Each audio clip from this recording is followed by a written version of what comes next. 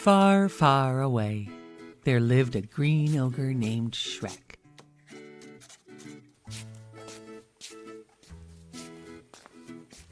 He lived far away near a stinky swamp where no one ever came to visit. Shrek spent his days alone, which was just the way he liked it. One afternoon in the forest, a beast named Donkey bumped right into Shrek. The donkey started to talk and talk and talk. All of a sudden, a whole group of fairy tale strangers showed up. "What are you doing in my swamp?" cried Shrek. Shrek enjoyed his privacy and was quite annoyed with all the fairy tale creatures and Donkey. "I didn't invite them," Donkey said. Lord Farquaad, ruler of Diluc, had chased all the fairy tale creatures from his kingdom. Shrek started out to give Lord Farquaad a piece of his mind. Donkey tagged along. Meanwhile, Lord Farquaad was planning to marry the beautiful Princess Fiona. He had to hold a grand tournament to find a champion to rescue her from her tower. When Shrek arrived at the tournament, the Lord ordered his knights to fight Shrek instead. But they were no match for Shrek. Lord Farquaad was very impressed, and Shrek could have his quiet swamp back if he rescued the beautiful Princess Fiona from her tower. Donkey did not like the idea one bit, but Shrek was determined to rescue the princess and get his quiet life back. So they began their journey across the smoky fields. And soon they were in a dark castle with a fire-breathing dragon.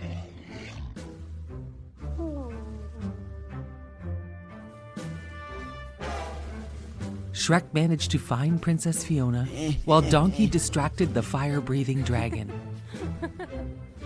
As they ran through the forest, Princess Fiona learned that Shrek really wanted his stinky swamp and quiet life, and he really did not care about saving her. Surprisingly, Shrek and Princess Fiona were a lot alike. And along the way home, they began to enjoy each other's company. Princess Fiona thought to herself that Shrek could not possibly feel the same way about her that she was feeling about him. So she continued on to marry Lord Farquaad. Shrek stomped off to his stinky swamp. He was quite sad and alone. Donkey saw how sad Shrek was, and he convinced Shrek he had to go tell Princess Fiona how he felt before she married Lord Farquaad. Meanwhile, Princess Fiona had a secret that would be revealed to the entire kingdom if the sun set before she received love's true kiss. When Shrek arrived, she was bathed in a dazzling light. Then the light started to fade. As the light faded, Princess Fiona transformed into a beautiful, green, female ogre. Lord Farquaad was horrified, but Shrek had never been happier. When Princess Fiona kissed Shrek, she wondered if she would be transformed back into the old dazzling princess. But she remained a green female ogre. "Oh dear, I am supposed to be beautiful," said Fiona. "But you are beautiful," said Shrek. They were in love. On his quest to protect his privacy, Shrek found true love and friendship instead. On the day of their wedding, the swamp overflowed with all their wonderful fairy tale friends. On the day of their wedding, the swamp overflowed with all of their wonderful friends and fairy tale creatures. The gingerbread man, Puss in Boots, the three blind mice, even Lord Farquaad and his knights came to celebrate the marriage of Shrek to his beautiful bride, Princess Fiona. donkey was so excited, he found it hard to be quiet while Shrek and Princess Fiona took their wedding vows. But he managed to control his excitement. Shrek and Princess Fiona were married in their beautiful stinky swamp and lived happily ever after.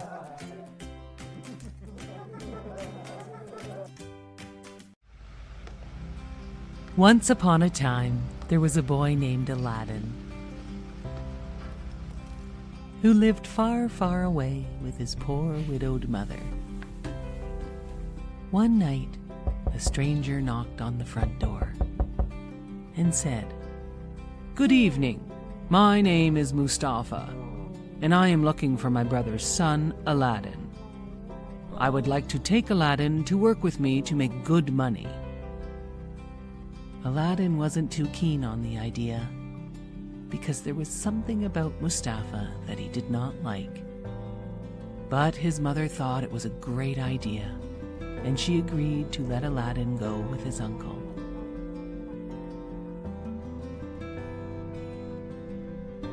Aladdin and his uncle walked for a full day into the desert, until they reached a cave with a small entrance. Mustafa was too big to fit through the entrance, so he asked Aladdin to go inside. Aladdin did not trust him and was afraid he might block him in. But his uncle told him there were gems and gold inside the cave. Mustafa told Aladdin he could take as much as he wanted. Mustafa only wanted an old lamp from inside the cave. So Aladdin went inside. Aladdin could not believe his eyes when he entered the cave. It was full of treasures. He started filling his pockets with diamonds and rubies and emeralds. He also found a gold ring that fit his finger perfectly. Finally, he found the lamp Mustafa had asked for. He yelled for Mustafa to help him out. But Mustafa said he wanted to see the lamp first. Aladdin did not trust him, so he refused to let him see the lamp.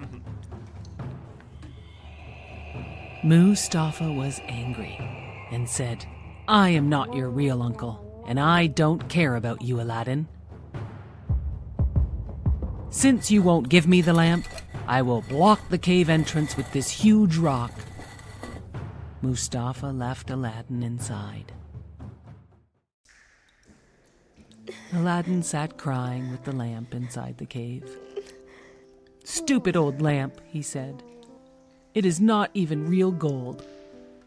He rubbed the lamp a little to wipe off the dust. And all of a sudden, poof! A genie came out of the lamp. "Master, I will grant you 3 wishes," said the genie. Right away, Aladdin said, "Take me home." And poof, Aladdin was at home. His mother almost fainted at the sight of Aladdin. He told her about Mustafa and the cave full of treasures. Aladdin rubbed the ring he had put on his finger, and a second genie appeared. "Master, I can grant you 2 wishes," said the genie. Aladdin wished for a grand palace and enough wealth for him and his family to be rich forever. All of a sudden, Aladdin and his mother had a beautiful palace filled with riches. One day, Aladdin was walking through the city when he saw the most beautiful girl. He fell in love with her at first sight. She was the Sultan's daughter, Yasmin. Yasmin loved Aladdin too. Aladdin went to ask the Sultan if he could marry Yasmin, and the Sultan said yes. After many years, the Sultan died, and Aladdin ruled the country. This news reached Mustafa. Mustafa knew how Aladdin became so rich and powerful, and he made a plan to get the lamp back. Mustafa tricked Yasmin, who had no idea who he was, into trading him with the old ugly lamp for a shiny new one. Yasmin accepted the trade and went to show Aladdin. Aladdin was mad at Mustafa for tricking his wife into this trade. He searched for Mustafa and found him sleeping with the magic lamp. Aladdin slipped the lamp from Mustafa and raced back to the palace. Aladdin had one more wish, and he asked the genie to turn Mustafa into a frog so that he could never bother them again. The genie granted Aladdin's wish, and Yasmin and Aladdin lived happily ever after. A long time ago, a woodcutter lived on the edge of a large forest with his 2 children, a girl named Gretel and his son named Hansel, and his wife who was the children's stepmother. They were very poor, despite all the woodcutter's hard work. One year there was a terrible famine, and there was not enough food for the whole family. One night, the stepmother told the woodcutter they must take Hansel and Gretel deep into the forest and leave them there. Hansel overheard them talking. He told Gretel the terrible plan. Then, Hansel had a great idea. He would fill his pockets with white pebbles to leave a path back to the house when this happened. The next morning, the stepmother said they all had to go into the woods to gather firewood. As they walked deeper and deeper into the woods, Hansel dropped his white pebbles to mark the path back to their house.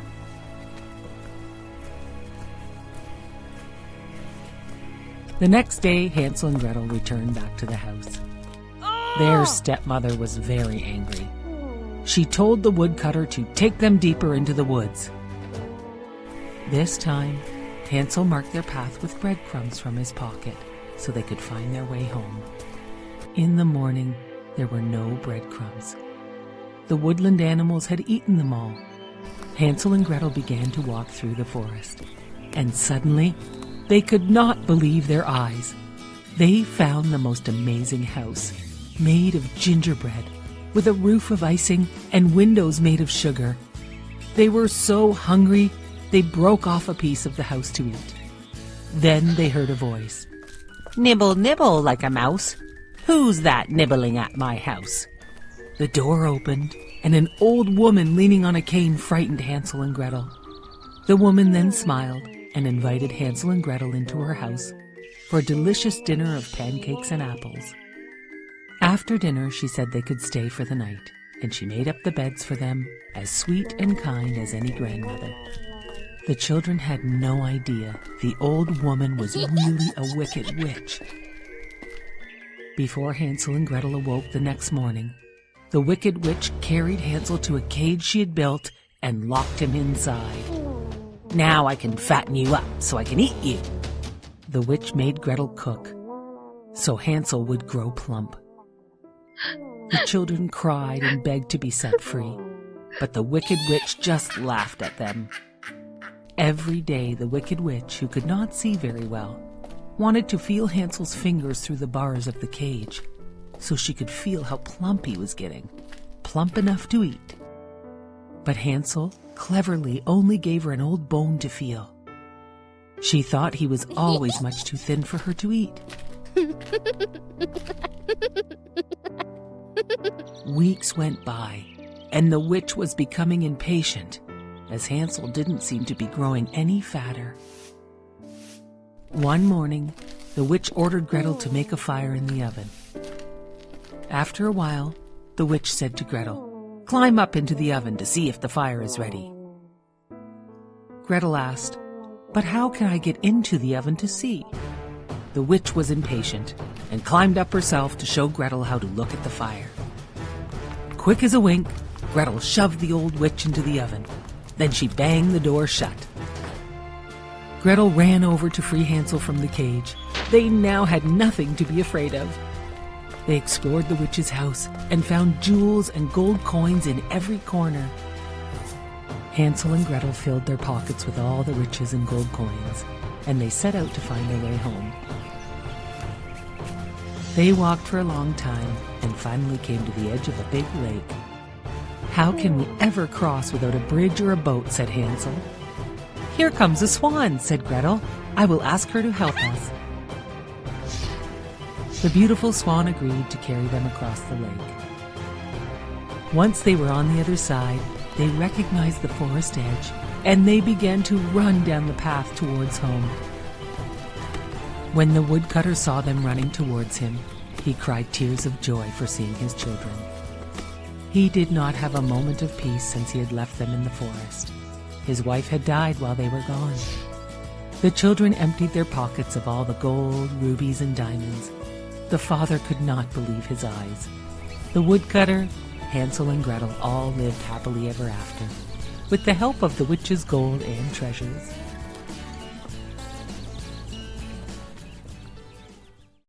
Once upon a time, there was a mother pig who told her 3 little pigs it was time for them to build their own home and move out.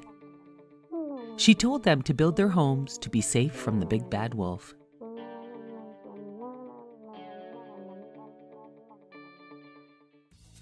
The first little pig bought some straw and built his house.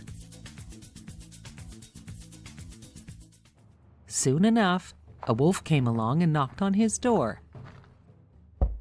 The wolf asked, little piggy, let me come in." "Not by the hair of my chinny chin chin," answered the little pig.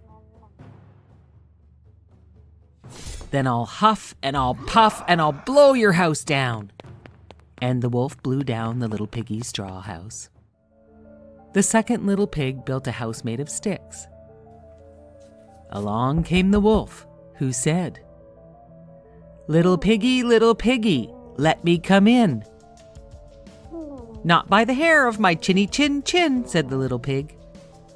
"Then I'll huff and I'll puff and I'll blow your house down," said the wolf. The wolf blew down the stick house. The third little piggy made a house of bricks. He built a very strong house. Soon enough, along came the wolf.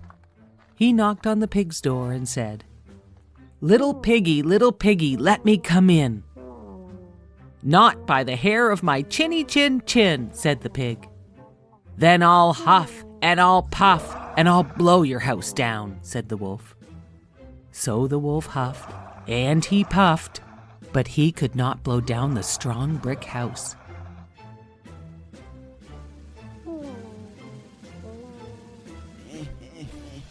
The wolf sat down and wondered how he could get that nice little pig outside the brick house. Then he had an idea. "Little pig," he called, "come with me to the farmer's turnip field. It is quite full of nice turnips. I will come for you at 6 o'clock tomorrow." "Okay," said the little pig. But the clever little pig got up at 5 o'clock and went to the turnip field and gathered all the turnips he could carry. He was back home at 6 when the wolf arrived. The wolf was very angry when he realized he had been tricked, but he did not show it. He had another plan. He thought of another idea to get the pig out of his house. The wolf invited the pig to the fair and said, "We can meet and go together at 3 o'clock sharp." The pig squealed, "Oh, I love fairs. I would love to go."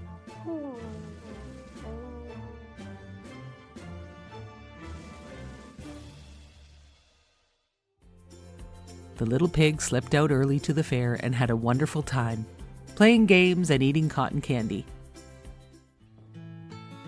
He even bought a nice new barrel to collect his rainwater. On the way home from the fair, he saw the wolf coming up to meet him. The little pig climbed into his new barrel to hide. The barrel began to roll and rolled right past the wolf. The barrel scared the wolf, and he ran all the way home. After a while, The wolf went to tell the pig about the strange barrel that was rolling right towards him. The little pig laughed and said, "It was only a barrel," the little pig told him. "I was inside the barrel." The big bad wolf did not like to be laughed at, and he was tired of the little pig's tricks. He was also very hungry. He wanted to eat the little pig. "Little pig, I am tired of your tricks. The time has come to eat you up." It had been so easy to huff and puff and blow down the straw and stick houses, but he had to figure out what to do to get into this little pig's brick house. The big bad wolf looked up and saw the chimney for the fireplace. And then he jumped up on the roof and shouted down, little piggy, down the chimney I will come to get you and eat you up." The little piggy put a huge pot of boiling water over the fire just in time. The big bad wolf jumped into the chimney and fell all the way down, right into the pot of hot water. And that was the end of the big bad wolf.